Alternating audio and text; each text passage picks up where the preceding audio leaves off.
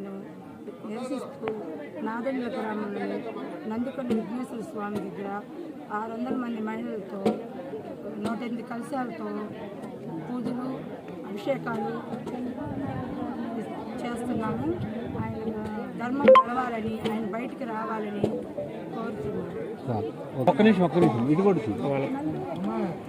చంద్రబాబు నాయుడు గారి మీద పెట్టిన అక్రమ కేసులు అన్నీ కూడా కొట్టేసి ఆయన్ని రిలీజ్ చేయాలండి.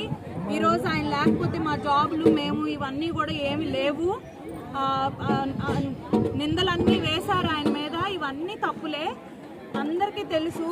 తొందరగా రిలీజ్ చేయాలి ఆయన్ని. దానికోసమే మేము ఈరోజు పూజలు అన్నీ కూడా చేస్తున్నాము, వినాయకుడికి పూజలు అన్నీ చేస్తున్నాము. దయచేసి ఆయన్ని రిలీజ్ చేయండి త్వరగా. దగ్గర 101 కలశాలతో పూజ చేసి ప్రదక్షిణలు చేసి ఆయన త్వరగా రిలీజ్ అవ్వాలనే కోరుకుంటున్నాము. అందరం పూజ చేసాము ఈరోజు. ఆయన లేకపోతే ఐటీ లేదండి, హైటెక్ సిటీ లేదు, హైదరాబాద్ లేదు, మా జాబులు లేవు, మేము లేము, అంతే.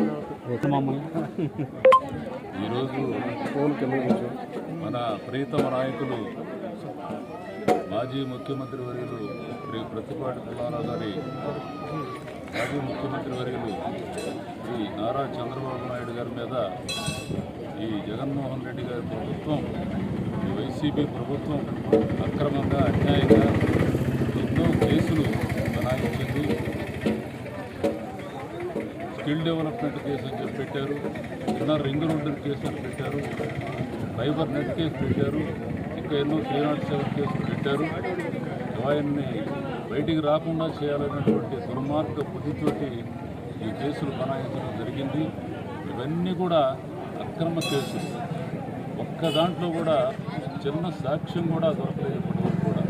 అరెస్ట్ అయ్యి ఈ రోజుకి 20 రోజులు పైగా అయింది. ఆయన కస్టడీలో జైల్లో ఉన్నాడు. ఈరోజు కూడా ఒక చిన్నపాటి ఆధారం కూడా వాళ్ళు చూపించలేకపోయారు ఏ కోర్టులో కూడా. మరి ఈ రోజున ఆయన అకౌంట్లో కానీ, ఆయన అనుచరుల అకౌంట్లో కానీ, వాళ్ళ కంపెనీ అకౌంట్లో కానీ ఎక్కడా కూడా, వాళ్ళు షెల్ కంపెనీలు అంటున్నారు, ఏ ఒక్క అకౌంట్లో కానీ, వ్యక్తిగత అకౌంట్లో కానీ ఒక చిన్న నయా పైసా అమౌంట్ మరి వచ్చినట్టు దాఖలాలు లేవు. వాళ్ళు ఏమి సంపాదించలేదు. సిఐడి ప్రభుత్వం ఘోరంగా వైఫల్యం చెందింది. ఇటువంటి అక్రమ కేసుల్ని వెంటనే కొట్టివేయాలని చెప్పి మరి చంద్రబాబు నాయుడు గారు వెంటనే రిలీజ్ కావాలని చెప్పి ఈ ఆంధ్రప్రదేశ్ ప్రజలకి ఈ అండదండలుగా గెలవాలని చెప్పి మళ్ళీ స్వర్ణాంధ్రప్రదేశ్ వైపు ఆంధ్రప్రదేశ్ని తీసుకెళ్లాలంటే చంద్రబాబు నాయుడు గారి నాయకత్వం అవసరమని చెప్పి మరి ఆ దేవదేవుణ్ణి శ్రీ నందికొండ విఘ్నేశ్వరుణ్ణి వేడుకుంటూ 108 కలశాలని ఈరోజు కలశాలతో పూజ చేసి అభిషేకం నిర్వహించడం జరిగింది. నాదెండ్ల మరి మండల గ్రామ తెలుగుదేశం పార్టీ ఆధ్వర్యంలో ఈరోజు మరి ఇంత ఘనంగా 600 మంది మహిళలు దాదాపు వచ్చారు. అందరూ కూడా ఎంతో భక్తి ప్రపత్తులతో ఈ రోజున పూజలు చేసుకోవడం జరిగింది. ఇకనైనా ఆంధ్రప్రదేశ్కి మంచి రోజులు రావాలని, మరి తెలుగుదేశం పార్టీ ఆధ్వర్యంలో ఒక మంచి ప్రజా ప్రభుత్వం ఏర్పాటు కావాలని చెప్పి మేమందరం కూడా కోరుకుంటాం. జగన్ ఒకవైపు, జనం అంతా ఒకవైపు. ఈరోజు రాష్ట్రంలో ప్రజా తిరుగుబాటు, శ్రీలంకలో ఏ విధంగా అయితే ప్రభుత్వాన్ని నేలమట్టం చేశారో సామాన్య ప్రజలు తలుచుకొని ఈరోజు రాష్ట్రంలో జనం అంతా జగన్కి ఎదురు తిరిగి చంద్రబాబు నాయుడు గారి గొప్పతనాన్ని తెలియజేశాడు.